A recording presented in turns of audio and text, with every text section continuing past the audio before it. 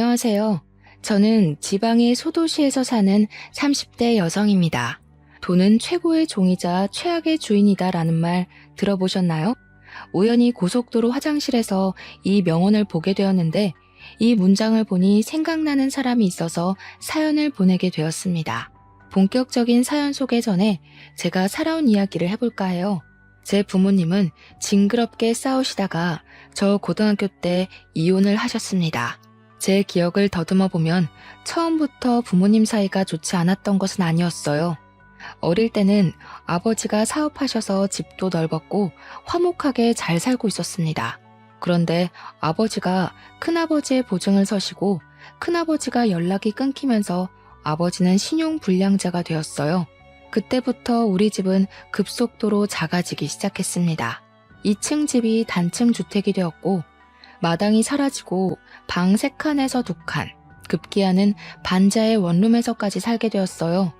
그렇게 집이 망함과 동시에 살아갈 희망조차 잃은 아버지는 점점 술에 의존하시며 도박까지 하게 되었고 결국 두 분은 이혼하시게 되었습니다.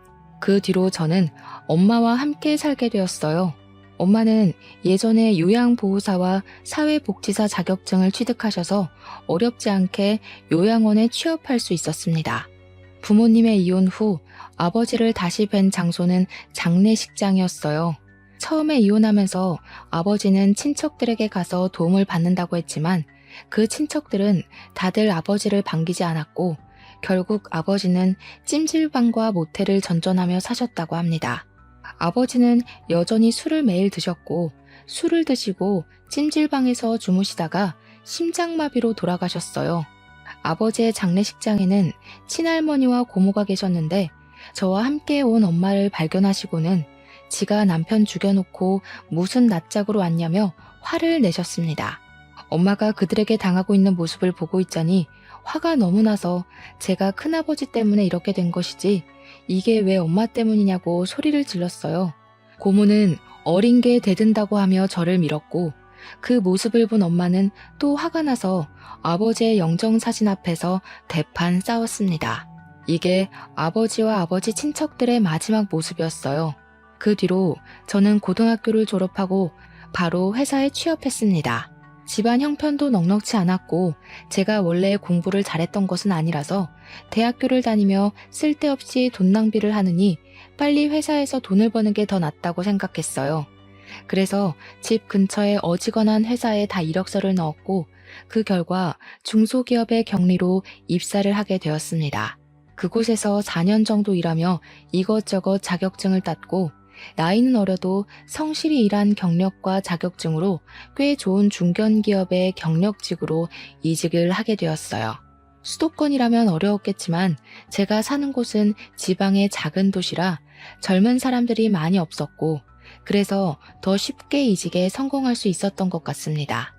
저는 20살 때부터 8년간 열심히 일하며 돈을 모았지만 내 수중에 있는 돈은 8천만 원이 전부였어요. 그렇게 열심히 일했는데 이것밖에 못 모인 것을 보니 답답하더라고요. 저의 쥐꼬리만한 월급 모아서는 행복하게 살 수 없겠다고 생각하여 재테크를 하기로 했습니다. 그런데 혼자 하자니 너무 어렵고 막막하더라고요. 그래서 이것저것 찾아보다가 이 지역에 재테크 동호회가 있다는 것을 발견하고 바로 가입했습니다.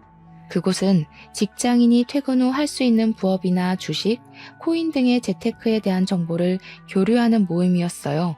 거기서 같이 재테크를 공부하면 저도 재테크에 대한 지식을 얻을 수 있을 것으로 생각했습니다. 이 동호회에는 규칙이 하나 있었는데 여기서는 서로의 이름과 나이 말고는 직장이나 연소득 같은 것은 아예 공개하지 않는 것이에요. 그냥 순수히 재테크 과정과 결과만을 공유해야만 했습니다.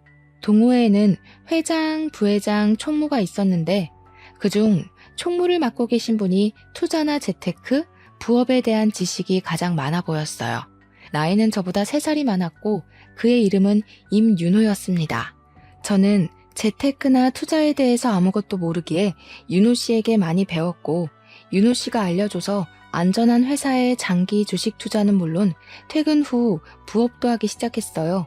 윤호 씨의 추천대로 하니 월급만큼은 아니지만 적지 않은 여윳돈이 생기게 되었습니다. 저는 윤호 씨에게 너무 고마워서 밥을 사겠다고 했어요. 밥을 먹으며 더 친해진 우리는 따로 연락도 주고받는 사이가 되었고 결국 연인까지 되었습니다. 연인이 된 후 알았는데 윤호 씨는 공무원으로 일하고 있었어요.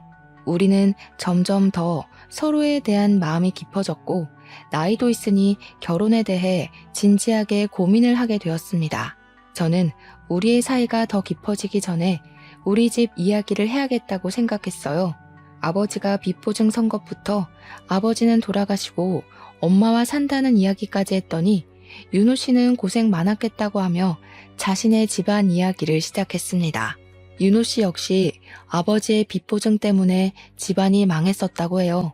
그 뒤로 우리 아버지처럼 윤호 씨 아버지도 술, 담배만 찾으시다가 암에 걸려 돌아가시고 그 후 장남인 자신이 돈을 벌어야겠다는 생각에 미친 듯이 부업하고 투자해서 지금은 2억 가까이 모았다고 합니다. 저는 비슷한 상황을 겪었음에도 이렇게 많은 돈을 모은 윤호 씨가 대단하다고 느꼈어요. 정말 존경스럽기까지 했고 만나면 만날수록 배울 점이 많다고 생각되었습니다. 윤호 씨는 절대 쓸데없는 돈을 쓰지 않았어요. 가계부까지 쓰며 돈 관리에 있어서는 아주 엄격했습니다. 저는 물건을 살 때 그냥 보이는 데서 사는 반면 윤호 씨는 최저가를 찾아서 샀고 저는 그런 모습이 멋져 보였어요. 또한 만날 때마다 주식이나 재테크에 대해서도 자세히 알려주었고 저는 이전에는 경제 개념이 없이 모으기만 했지만 윤호 씨와 만나면서 경제 개념도 꽤 생기고 푼돈을 모아 목돈으로 돈을 불리는 재미를 알게 되었습니다. 그와 동시에 윤호 씨에 대한 제 마음도 더 깊어졌어요.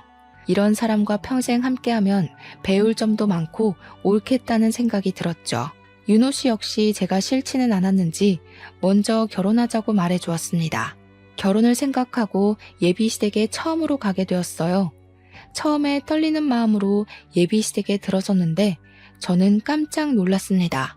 집에 비닐봉지, 먹던 물병이 가득 있었고 정말 여기가 고물상인가 싶었어요.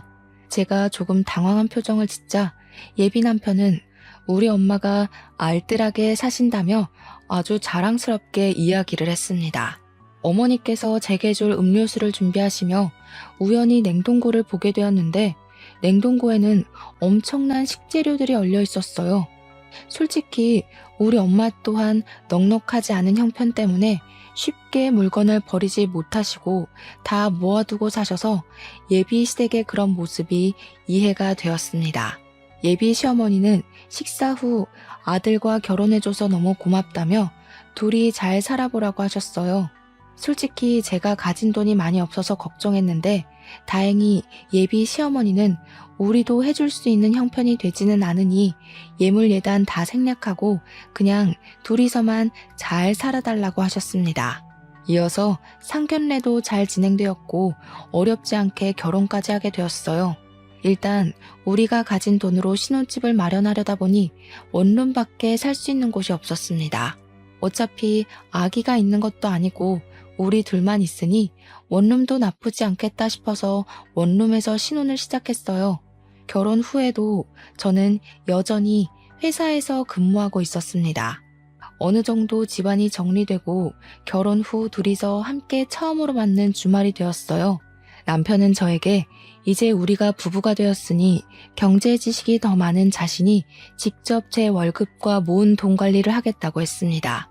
어차피 부부는 같이 생활을 하는 것이고 제 돈이 남편 돈이고 남편 돈이 제 돈이라는 생각에 알겠다고 했어요. 남편은 이어서 앞으로 경제 지출을 어떻게 할지에 대해서 이야기를 했습니다. 공과금, 식비, 생활비 같은 것들은 남편이 가계부를 쓰고 함께 공유하기로 했어요. 그리고 양가 어머니에 대한 용돈은 매달 똑같이 들이되 각 가정에서 나가는 경조사 비용은 그때그때 상황에 따라 정하기로 했습니다. 이렇게 저는 모든 경제권을 남편에게 넘기고 남편의 카드로 생활했어요. 또한 퇴근 후에는 같이 부업을 하며 시간을 보냈습니다.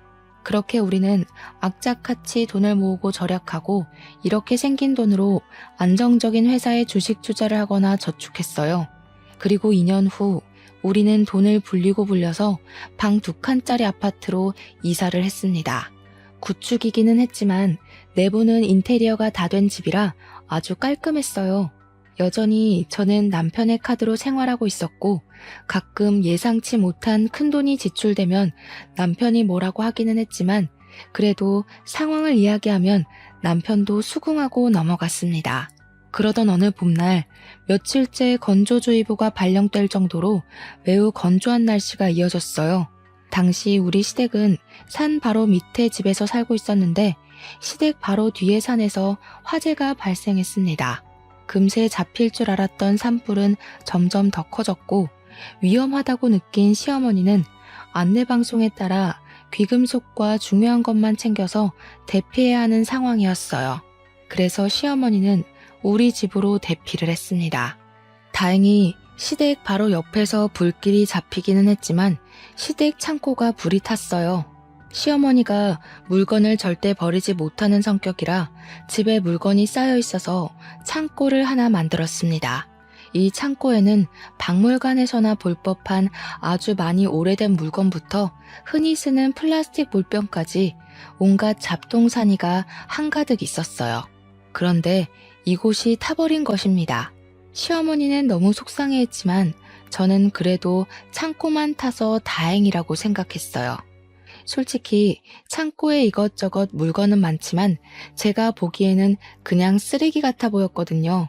어쨌든 완전히 불길이 잡힌 후 시댁에 가보니 불을 잡는다고 시댁을 향해 물을 뿌리는 바람에 집이 엉망이었습니다. 저는 남편에게 집이 정리될 때까지 우리 집에서 함께 있자고 했어요. 그 뒤로 우리가 회사에 출근해 있는 오전 오후에는 시어머니와 동네 사람들이 집을 정리하고 저녁에는 저와 남편이 조금이라도 집 정리를 도와드리기로 했습니다. 이렇게 저는 당분간 시어머니와 함께 살기 시작했어요. 시어머니는 정말 하나부터 열까지 뭐 하나 버리는 것이 없었습니다. 시어머니가 집에 온 뒤로 냉장고에는 음식물 쓰레기인지 뭔지 모를 것들이 한가득 있었어요. 필요 없는 것 같아 제가 버리려고 하면 나중에 다 먹는다며 절대 못 버리게 하셨습니다. 그러나 그 음식은 일주일 후에도 그대로였고 결국 쉰내가 나거나 상해서 음식을 버려야만 했어요. 하루는 시어머니가 밖에서 플라스틱 생수병을 하나 들고 왔고 저는 당연히 쓰레기라고 생각해서 버렸습니다. 그런데 버리고 나서 시어머니가 생수병을 찾으시는 거예요. 저는 당연히 쓰레기인 줄 알고 버렸다고 말씀드렸습니다. 그걸 버리면 어떡하니? 너는 참 애가 아낄 줄도 모르고 내가 지난 한 달간 네가 살림하는 것을 보니까 아주 펑펑 쓰고 살더라. 양치할 때도 왜 쓸데없이 물을 버리니? 그리고 집에서 샤워할 거면 빨리 해야지. 10분씩이나 샤워하는 게 말이 돼? 게다가 뜨거운 물로 말이야. 이제는 봄이니까 찬물로 그냥 샤워해도 되잖아. 내가 가르쳐야 될 것이 너무 많다. 앞으로 내가 너 옆에서 살림을 가르쳐야겠다. 그래, 좀 배워. 나보다 엄마가 더 많이 아끼시고 사시니까 엄마한테 아껴서 살림하는 법 좀 배워. 가만 보면 너는 정말 막 쓰고 살아. 땅을 파서 돈이 나오는 것도 아닌데 말이야. 시어머니와 남편은 같이 저에게 낭비하며 산다고 구박을 해댔습니다.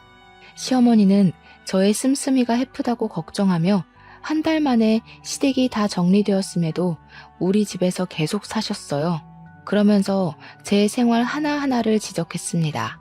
씻을 때도 정확히 5분이 지나면 빨리 나오라고 불과 보일러를 꺼버렸어요. 쓰레기도 저는 날씨가 따뜻해지면서 벌레가 생길 것 같아 대충 다 차면 버렸지만 시어머니는 절대 못 버리게 했고 발로 꾹꾹 눌러서 쓰레기 봉지가 터질 것처럼 돼야 버렸습니다. 쓰레기 봉지에서 냄새가 나서 대충 채우고 몰래 버리려고 하면 쫓아와서 안 된다고 성화이셨어요. 음식을 할 때도 가스불은 조금만 켜라고 하고 설거지도 항상 찬물로 하라고 했습니다. 남편은 옆에서 말리기는커녕 엄마한테 생활의 지혜를 배우라며 더 난리였어요. 그나마 제가 회사 다니고 있어서 시어머니와 마주치는 시간이 저녁뿐이라 다행이긴 했네요. 그렇게 지옥 같은 한 달 후 시댁이 완전히 정리되어 드디어 집에 가셨습니다. 시어머니가 집에 가자마자 저는 냉장고와 냉동고에 있던 정체 모를 음식들을 다 정리했어요.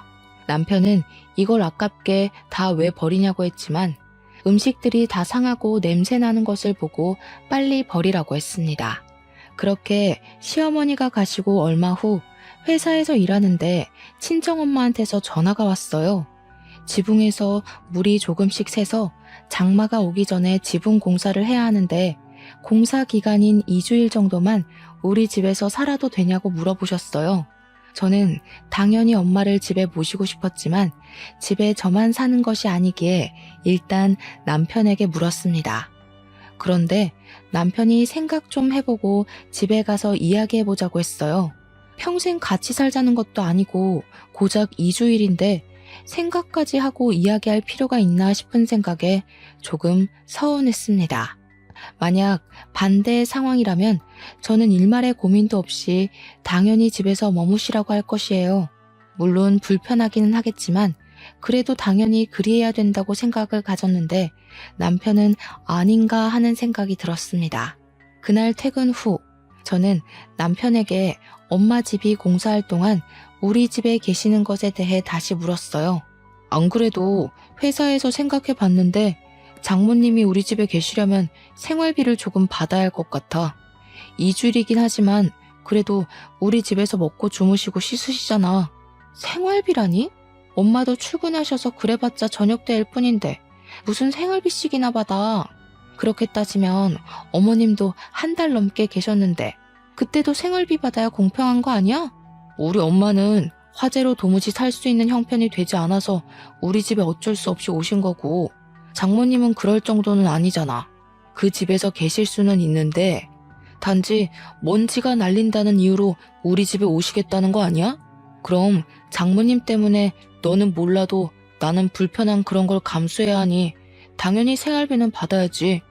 그리고 어머니가 물론 저녁 때만 계시기는 하지만 매일 적어도 2번은 씻으실 테고 씻는 동안 사용될 수도세, 가스비도 당연히 받아야 하는 거 아니야? 사실 우리는 그동안 친정과 시댁이 다 집에서 20분 거리라 친정이나 시댁에서 잠을 자본 적도 없었고 우리 집에서 시어머니나 엄마가 주무신 적도 없었습니다. 다들 집이 코앞인데 왜 굳이 남의 집에서 자느냐고 하시며 명절에도 요리할 때만 모이고 집은 각자 집에서 편하게 잤어요. 그런데 결혼 후 처음으로 엄마가 우리 집에서 주무시겠다는데 가스비며 수도세를 받아야 한다는 남편의 말이 너무 황당했습니다. 제가 남편에게 더 따지려던 찰나 엄마한테 전화가 왔어요. 엄마가 근무하시는 요양원 근처에 살고 계시는 이모 집에서 공사할 동안 계시기로 했답니다. 아무래도 거기가 더 가깝기도 하고 마음도 편할 것 같다면서요. 그래서 다행히 이 문제는 일단락 되기는 했지만 남편에게 너무 서운했습니다. 그날 이후로 저와 남편은 왠지 모르게 어색해지고 서먹해졌어요. 그렇게 서먹하게 지내다가 제 생일이 왔습니다. 우리는 아직 마음의 앙금이 풀어진 상태가 아니라 그냥 제 생일도 조용히 지나가려 했어요. 그런데 퇴근하고 오니 남편이 케이크와 제가 평소에 좋아하는 음식을 포장해 왔더라고요. 같이 음식을 먹으며 남편이 하는 말이 저번에 장모님이 우리 집에서 지낸다고 했을 때 그리 말한 거 미안하다고 했습니다. 그날 이후로 제가 계속 화나 보여서 답답한 마음에 친구들에게 말했다가 욕을 엄청 먹었다고 해요. 이혼 안 당한 게 다행이라는 소리까지 들었다고 합니다.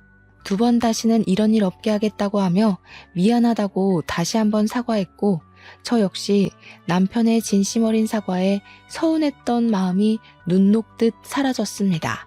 그리고 한 달 후 몸이 이상해서 임신 테스트를 해보니 2줄이 떴어요. 제게 아기가 생겼습니다. 사실 우리는 돈을 좀 더 모으고 아기를 가지려고 했는데 생각보다 일찍 생긴 아기에 조금 당황했어요. 그래도 저도 남편도 우리의 2세가 생긴 것이 너무 행복했습니다. 그런데 대부분 아기가 처음 생기면 좋은 옷과 신발을 새 것으로 사주잖아요. 남편은 생각이 달랐습니다. 어차피 아기가 금방 크기 때문에 좋은 옷을 사줘봤자 얼마 입지 못한다고 하며 여기저기서 중고로 옷을 엄청 받아왔어요. 아직 태어나지도 않았고 성별조차도 모르는데 집에 베넷 저고리부터 초등학생이 입을 만한 옷까지 엄청 많았습니다. 그런다고 옷이 좋은 것도 아니었어요. 물론 한두 개는 브랜드 옷도 있었지만 대부분은 누래지고 허름한 옷이었습니다. 제가 남편에게 우리 아기에게 어떻게 이 옷을 입히냐고 하니 집에서만 입히는데 뭐가 문제냐고 했어요. 또한 아기를 키우는데 꼭 필요한 것은 아니지만 있으면 좋은 유모차, 아기띠 같은 물건들은 다 중고거래나 아는 사람이 쓰던 것을 받아왔습니다. 이렇게 여기저기서 받아오니 집이 창고 같아졌어요. 이미 아이를 키우고 있는 친한 언니들은 남편 말이 틀린 것은 아니라며 알뜰살뜰해서 참 좋다고 했지만 저는 너무 스트레스였습니다. 그러다가 제가 입덧이 시작되었어요. 밥 냄새, 김치 냄새만 맡아도 속이 너무 안 좋았고 음식 생각만 해도 속이 울렁거려 일상생활이 거의 불가했습니다. 게다가 병원에서는 유산의 위험이 있다고 하며 집에서 절대 안정을 취하라고 했어요. 심한 입덧에 유산의 위험으로 저는 오래 다니던 회사를 어쩔 수 없이 관두게 되었습니다. 그렇게 집에서 입덧으로 고생을 하고 있었는데 친정엄마가 저를 임신했을 때 김밥만 먹었다며 혹시 모르니 김밥을 먹어보라고 사다 주셨어요. 저는 당연히 못 먹을 것으로 생각했지만 신기하게 김밥은 또 잘 먹히더라고요. 한동안 계속 먹지 못하다가 김밥이라도 먹으니 살 것 같았습니다. 다음날 집에 있다가 김밥을 남편 카드로 주문했어요. 남편이 집에 있는데 카드를 왜 썼냐고 짜증 섞인 목소리로 전화를 했길래 김밥이 먹고 싶어서 주문했다고 했습니다. 남편은 집 있으면서 무슨 김밥을 시켜 먹냐며 그럴 바엔 그냥 밥을 먹으라고 했어요. 저도 어지간하면 밥을 먹는데 밥 냄새만 맡아도 구토하는데 어쩌라는 건가 싶었습니다.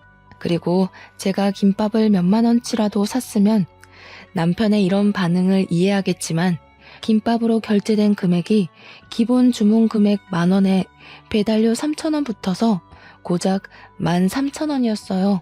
13,000원이 아주 적은 돈은 아니지만 그래도 아내가 입덧 중에 유일하게 먹을 수 있는 음식이 김밥이라 주문한 건데 이게 그렇게 짜증을 낼 일인가 싶었고 남편에 대한 정이 뚝 떨어졌습니다. 그날 김밥이 와서 먹기는 했지만 그 뒤로는 남편의 눈치가 보여서 김밥을 먹지 못했어요. 그렇게 지옥 같은 입덧도 시간이 흐르니 잠잠해졌습니다. 입덧이 지나고 나니 이제 배가 불러오기 시작했어요. 어느 정도 밥을 먹을 수 있게 되었고 임신도 안정기에 접어들며 의사 선생님이 슬슬 움직여도 된다고 하셨습니다. 그래서 집에 있으며 책도 읽고 집안일도 하며 있는데 남편이 집에만 있지 말고 주식 투자를 해보라고 했어요. 원래 우리는 주식 투자를 장기 투자로만 하고 있었습니다. 그런데 남편이 주식을 잘하는 사람들은 단기로도 투자를 많이 한다며 한번 공부하며 해보라고 했어요. 그러면서 되지 않던 컴퓨터도 최신식으로 바꾸고 자신의 주식 계좌를 알려준 후 저에게 500만 원을 건네주었습니다. 저는 남편이 준 500만 원으로 단기 투자를 시작했어요. 도박의 위험성이 있었지만 생각보다 잘 되었고 그렇게 단타로 번 돈으로 남편에게 화재로 타버린 시댁의 창고를 다시 만들어 드리자고 제안했습니다. 남편은 안 그래도 시어머니가 참고 없어서 불편해했는데 잘했다고 하며 시댁의 창고를 짓기 위해 업체를 선정하고 시댁은 공사가 시작되었어요. 창고가 완성되는 날 저와 남편은 소고기를 들고 시댁에 갔고 시어머니는 아주 기뻐하셨습니다. 우리 아들이 돈 많이 벌어서 이렇게 창고도 다시 만들어주고 아주 기특하네. 우리 아들이 역시 최고야. 어머니, 이 돈은 제가 집에서 주식해서 번 돈이에요. 그러니까 저도 칭찬 좀 해주세요. 네가 무슨 돈이 있어서 주식을 해서 이런 창고를 사들여? 집에 있으면서. 제가 남편이 준 500만 원으로 주식 투자해서 돈을 이렇게 불렸어요. 그치 여보? 그래봤자 다 내 돈으로 한 건데 뭐. 그니까 내가 한 거지. 엄마, 우리 고기나 먹자. 저는 남편의 말에 기분이 썩 좋지 않았습니다. 물론 남편이 건네준 500만 원으로 시작한 것은 맞지만 주식을 사고 팔 수 있는 시간은 평일 9시부터 3시 반까지로 남편은 회사에 가 있을 시간이에요. 폰뱅킹을 아예 하지 않는 남편은 그 시간에 주식 투자를 하고 싶어도 할 수 없었고, 따라서 그 돈을 불린 것은 오로지 저 혼자 한 것이었습니다. 게다가 이 창고를 먼저 짓자고 제안한 것도 저예요. 그런데 그런 저에게는 최소한 그동안 수고했다, 고맙다는 긍정적인 말은커녕 오로지 남편만 챙기는 시어머니와 이 모든 것이 다 자기 돈으로 했다는 식으로 말하는 남편이 너무 싫었습니다. 그날 먹은 고기는 기분 탓인지 정말 고무 같았어요. 남편과 시어머니는 고기가 엄청 맛있다며 고기와 함께 술을 먹었고, 남편은 시댁에서 술 먹다 잠이 들었습니다.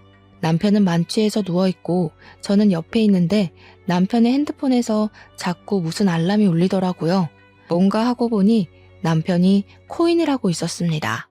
코인은 아예 해본 적이 없어서 뭐가 뭔지는 잘 모르겠지만 금액이 마이너스로 찍힌 것을 보니 뭔가 잃은 것 같았어요. 그런데 처음에 투자한 금액이 꽤 컸습니다. 저와 결혼 전에 모았던 돈 2억을 다 코인에 투자하고 있었던 것이에요. 어차피 자신의 돈이니 제가 뭐라고 할 것은 없었지만 문제는 그 코인이 폭락하고 대부분 잃고 있었습니다. 이렇게 큰 돈이면 차라리 다른 일에 쓰지 혼자서 쓰다가 돈은 다 날렸다는 것에 너무 속상했어요. 다음날 저는 집에 와서 남편에게 코인하는 것을 봤다고 했습니다. 남편은 왜 그걸 몰래 봤냐고 난리쳤고, 저는 남편에게 부부인데 코인에 투자한 사실도 같이 공유해야 하는 것 아니냐고 했어요. 남편은 자기가 결혼 전에 번 돈으로 하겠다는데 왜 그리 난리냐고 오히려 저를 이해하지 못했고, 그날 이후 남편과 저는 완전 냉전 상태였습니다. 그 뒤로 우리는 남남처럼 말도 잘하지 않고 지냈어요. 뉴스에서 코인 이야기가 나오면 남편은 표정이 어두워지고 한숨만 푹푹 내쉬었습니다. 그뿐만 아니라 밤에 잠도 잘 안 오는지 새벽에도 일어나서 생수를 마시고 한숨만 쉬고 있었어요. 그런 남편을 보니 저도 답답했고 점점 제 표정도 좋지 않아지는 것을 본 친정엄마는 저에게 무슨 일 있냐고 물었습니다. 저는 모든 사실을 말했고 엄마는 저에게 1,000만 원을 건네며 필요할 때 쓰라고 하셨어요. 엄마에게 돈을 받기 너무 죄송해서 거절했지만 여자도 돈이 조금은 있어야 한다며 가지고 있으라고 하셨습니다. 그렇게 답답하게 살던 어느 날 새벽에 잠을 자다가 배가 너무 아파서 깼어요. 뱃속의 아기에게 문제가 생긴 것 같아서 다니던 산부인과에 바로 가려고 했지만 남편이 가지 못하게 했습니다. 그 이유는 새벽에 진료받으면 진료비가 더 비싸다며 아침에 진료 시간에 맞춰서 가라는 거예요. 그런데 저는 태어나서 이렇게 배가 아픈 적이 있었나 싶을 정도로 배가 너무 아팠습니다. 저는 당장 병원에 가고 싶어서 콜택시라도 부르려고 했는데 택시는 안 잡히고 남편은 가지 말라고 하며 운전도 안 해주고 미칠 지경이었어요. 아픈 배를 잡고 울고불고 난리를 쳐도 남편은 그냥 참으라고만 했습니다. 그렇게 시간이 지나 해가 뜨고 드디어 9시가 되었어요. 산부인과 진료 시간에 맞춰서 병원에 가서 증상을 말한 후 바로 검사를 하니 이미 아기가 뱃속에서 심정지 되었다고 했습니다. 의사 선생님은 임산부가 배가 아프면 새벽이라도 당장 병원에 왔어야지 왜 안 왔냐고 하며 뭐라고 하셨어요. 이를 이 지경까지 만든 남편은 그 옆에서 아무 말도 안 하고 있었고 저는 눈물을 흘리며 아기를 보냈습니다. 아기를 보내고 누워있는데 시어머니와 엄마가 병원에 도착했어요. 엄마는 괜찮냐고 하며 제 걱정을 하시는데 시어머니는 손주가 유선되었다는데 병원비만 걱정하고 앉아 있었습니다. 남편도 역시 그 옆에서 병원비만 걱정하고 있었어요. 그 모습을 보니 엄마도 저도 너무 화가 났습니다. 지금 손주가 유선이 됐는데 그깟 병원비가 그렇게 걱정되세요? 임서방, 자네 제정신인가? 지금 자네 자식이 허망하게 죽었어. 아니, 아기가 죽은 게 왜 우리 아들 잘못이에요? 제대로 품지 못한 전현이 잘못이지. 왜 우리 아들한테 뭐라고 한답니까? 뭐요? 당신 아들이 코인인가 뭔가 거기에 투자만 하지 않았어 봐. 그러면 우리 딸이 스트레스 받지 않고 잘 품었겠지. 코인? 그게 뭔데요? 당신 아들이 코인에 투자해서 거금을 날리는 바람에 우리 딸이 스트레스 받아서 이 지경까지 된 거 아니야? 야, 너는 네 남편이 쓸데없는 데 투자했으면 그걸 말렸어야지. 안 사람이 돼서 그걸 그냥 뒀어? 하여튼 멍청해서는. 당신 아들이 말도 하지 않는데 우리 딸이 무슨 수로 알고 그걸 말려요? 진짜 해도 해도 너무하네. 아이도 유산되었고 하니 그냥 이참에 갈라서요. 둘 이혼시킵시다. 엄마와 시어머니는 제 병실에서 대판 싸웠고 엄마는 이혼을 시키자고 하셨어요. 저 역시 뱃속의 아기가 위험한데도 그깟 몇만 원 되는 진료비 차이가 난다고 진료를 못 보게 한 남편과 더는 같이 살 자신이 없었습니다. 일단 친정에서 몸조리 후 몸이 어느 정도 회복되자마자 이혼을 하겠다고 했어요. 그런데 그냥 이혼할 수는 없었습니다. 제가 주식으로 돈을 불린 것이며 남편에게 넘겼던 저의 월급이 아까웠어요. 그래서 그 돈을 달라고 하니 남편과 시어머니는 당연히 안 준다고 했습니다. 결국 이혼 소송까지 하게 되었어요. 이혼 소장을 접수 후 저는 엄마 집으로 들어가서 살게 되었습니다. 어느 주말 엄마와 집에 있는데 누군가 집으로 찾아왔어요. 문을 열어보니 예전에 아버지가 보증을 서줬던 큰아버지였습니다. 큰아버지는 엄마를 보자마자 무릎을 꿇으며 정말 미안하다고 하며 엄마에게 거액의 돈을 건네셨어요. 상황을 들어보니 큰아버지는 그때 사업하며 빚을 많이 지셔서 도망쳤다고 합니다. 그렇게 도망다니며 일용직으로 일했고 노숙 생활을 하면서 돈을 모으고 모았다고 해요. 겨우 돈을 다 모아서 아버지에게 돈을 주려고 했는데 아버지는 이미 빚 보증 때문에 돌아가셨다는 소리를 듣고 죄책감이 들었고 그래서 그동안 모았던 전 재산을 가져왔다고 합니다. 엄마는 큰아버지의 돈을 받으며 펑펑 울었고 큰아버지는 다 내 탓이라며 미안하다고 했어요. 그래도 이미 다 지난 일이니 엄마는 음식이라도 대접하려고 했으나 큰아버지는 도망치듯이 떠나시고 그 뒤로는 연락이 안 되는 상태입니다. 그 뒤로 저는 몸이 어느 정도 회복되어 이력서를 이곳저곳에 넣었어요. 그중 한 곳에서 면접 보러 오라는 연락이 와서 면접을 보고 나왔는데 그 회사 직원 중 한 명이 저에게 왔습니다. 그분이 저의 이름을 말하며 혹시 맞냐고 하더라고요. 저는 누구시길래 제 이름을 아느냐고 물었더니 자기는 윤호, 즉 제 남편의 중학교 동창이라고 했습니다. 그러면서 할 말이 있는데 잠깐 시간 좀 낼 수 있냐고 물었어요. 저 역시 면접 보고 나서 딱히 할 일이 없었기에 알겠다고 하고 근처 카페로 갔습니다. 남편의 중학교 동창은 자리를 잡자마자 자신의 학창시절 이야기를 꺼냈어요. 이분의 이름은 임동식인데 중학교 때까지만 해도 둘이 친했다고 합니다. 그런데 남편이 고등학교 때 아버지가 돌아가신 이후로 자신에게는 없는 아버지가 동식 씨에게는 있다며 질투를 했다고 해요. 처음에는 단순히 아버지를 잃은 아픔에 그런 거겠지 했는데 그 도가 점점 심해져서 학교에 동식 씨에 대한 이상한 소문을 퍼뜨리고 다녔다고 합니다. 동식 씨는 당연히 친구들이 다들 이 말을 믿지 않겠거니 하며 신경을 쓰지 않았는데 그 당시 공부도 꽤 잘했고 인기도 많았던 남편이 이야기하니 친구들이 다 믿었고 순식간에 동식 씨는 학교에서 왕따가 되었어요. 동식 씨는 남편에게 제발 이 소문이 사실이 아니라고 말해달라고 했지만 남편은 거액의 돈을 가져오면 소문이 거짓이라고 말하겠다고 했답니다. 그런데 동식 씨는 잘 사는 집이 아니라서 그런 돈이 없었고 결국 이상한 소문은 사실처럼 되어버렸어요. 동식 씨는 친구들의 괴롭힘을 당하기 시작해서 전학까지 갔지만 남편은 전학간 학교 앞까지 찾아와서 괴롭게 했고 결국 동식 씨는 자퇴했습니다. 그리고 검정고시를 봐서 고등학교 졸업장을 따고 대학교까지 다녀서 이 회사를 왔다고 해요.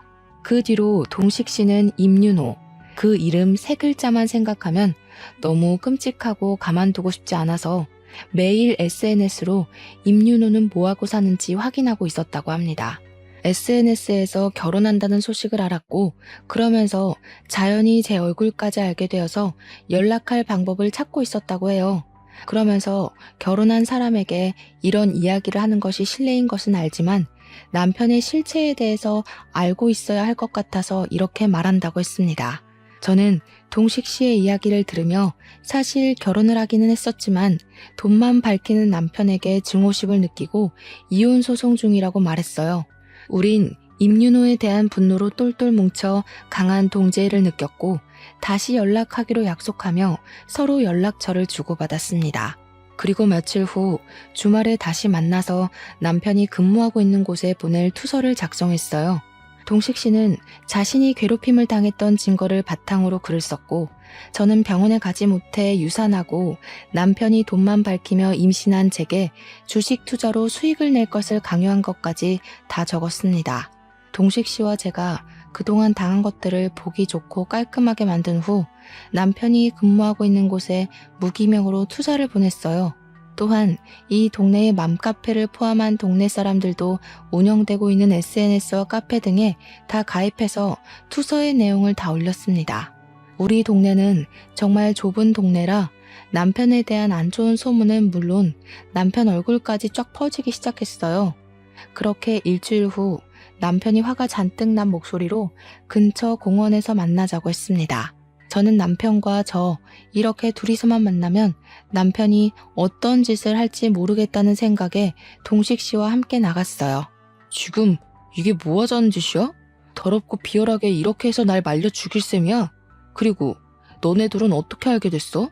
내가 동식 씨랑 어떻게 알든 말든 그건 네 알 바 아니고 너 중학교 때도 아주 꽤 날렸더라? 그런 사람이 나라의 세금을 받아먹는 공무원이라니 내가 도무지 가만히 보고만 있지 못해서 말이야. 그래서 지금 나 어디에서도 고개 못 들고 다녀, 알아?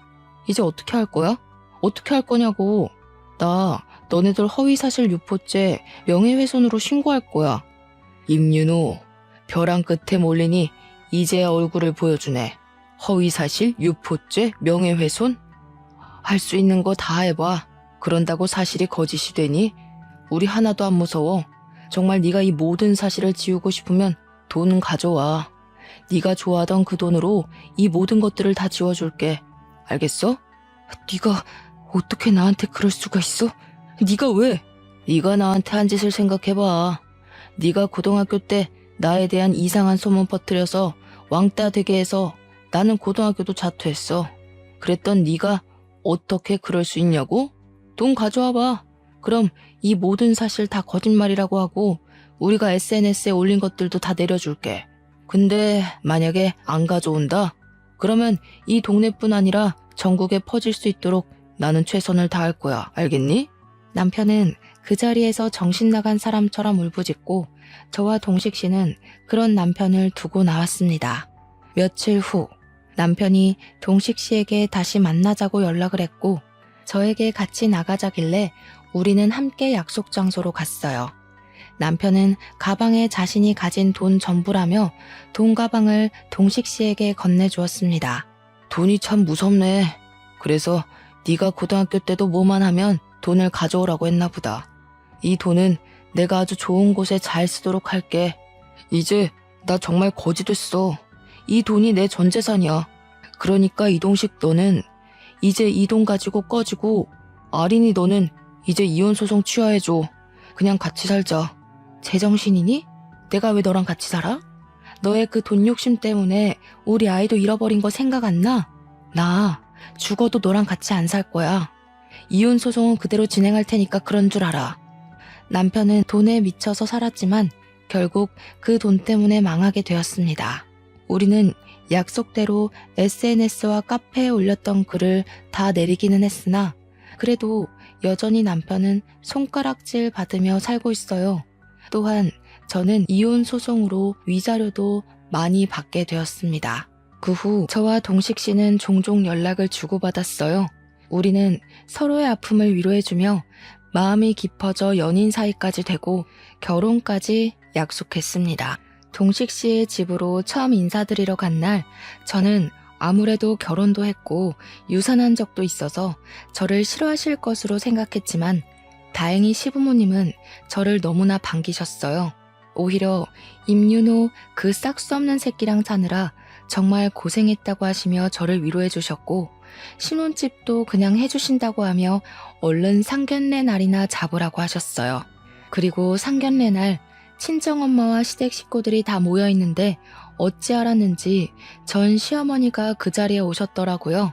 이년이 우리 아들은 매장을 시켜놓고 자기는 좋은 남자 만나서 감히 결혼을 하려 그래? 어디 내가 결혼하게 그냥 둘 것 같아? 오늘 너 죽고 나 죽자. 전 시어머니는 저를 보자마자 제 머리를 다 쥐어뜯을 기세로 달려오셨습니다. 그런데 저의 반대편에 앉아 계신 예비 시어머니를 보더니 저승사자라도 본 것처럼 얼굴이 새하얗게 질렸어요. 그리고 예비 시어머니는 전 시어머니를 보자마자 화를 내며 뜨거운 차를 그대로 얼굴에 부어버렸습니다. 그때 쌍꺼 피 터진 거로는 부족했나 봐. 감히 네가 누구 며느리한테 해코지하려고 예의 없이 상견례 자리까지 찾아와? 20년 전이나 지금이나 눈에 보이는 게 없는 년 같으니라고. 항상 인자하시던 예비 시어머니가 이렇게 화내시는 모습은 저도 제 예비 남편이 된 동식 씨도 처음 봐서 너무 놀랐습니다. 무슨 일인지 알고 보니 예비 시아버지와 예비 시어머니가 신혼 때 예비 시아버지의 돈을 보고 접근한 꽃뱀이 하나 있었다고 해요. 하지만 예비 시아버지는 절대 그 여자에게 넘어가지 않았고 예비 시어머니는 그 여자의 존재를 알고 나서 그 여자에게 쫓아가 머리채를 붙잡고 엄청 싸웠다고 합니다. 그런데 이 꽃뱀 여자가 바로 저의 전 시어머니였어요. 상견례장에서 오랜만에 만난 두 분은 그곳에서 격렬한 몸싸움을 하셨고 당연히 저의 예비 시어머니의 완승으로 싸움은 마무리되었습니다. 죽을 때까지 잊지 못할 상견례 후 초고속으로 결혼식까지 하고 지금 저는 동식 씨와 부부의 연을 맺었어요. 그러다가 지난주에 아주 많이 웃긴 일이 하나 있었습니다. 저희가 저녁에 출출해서 야식으로 치킨을 시켰는데 배달원으로 온 사람이 바로 저의 전 남편 임윤호였어요. 제가 갑자기 웬 배달이냐고 하니 저와 이혼 후에 소문이 퍼지면서 파면당하고 코인으로 전 재산 다 날리고 패가망신했다고 합니다. 그래도 입에 풀칠은 하고 살아야 하니 오토바이 타고 배달원으로 일하고 있다고 해요. 전 남편은 저와 남편의 얼굴을 보고 쪽팔렸는지 고개를 숙이고 도망가 버렸습니다. 그래도 한때 부부였으니 1,000원이라도 쥐어줄까 했는데 그냥 쌩 가버리더라고요. 돈을 벌기 위해 그토록 아등바등 살았지만 결국 그 돈의 노예가 된 전 남편을 만나 한동안은 제 인생이 암흑기였어요. 하지만 지금은 진짜 제 짝을 만나서 행복하게 살고 있습니다. 마음도 편해서 그런지 아기까지 생겼어요. 비록 첫 번째 아이는 유산이 되었지만 이번에는 반드시 잘 품어서 건강하게 낳아보려고 합니다. 그리고 저의 아이는 절대 돈의 노예처럼 살지 않고 야무지고 똑똑한 아이가 되도록 잘 키워볼 생각이에요. 저 잘할 수 있겠죠? 엄마가 된다는 게 참 좋으면서도 막중한 책임감이 느껴지네요. 지금까지 저의 사연 들어주셔서 감사합니다. 모두 부자 되세요.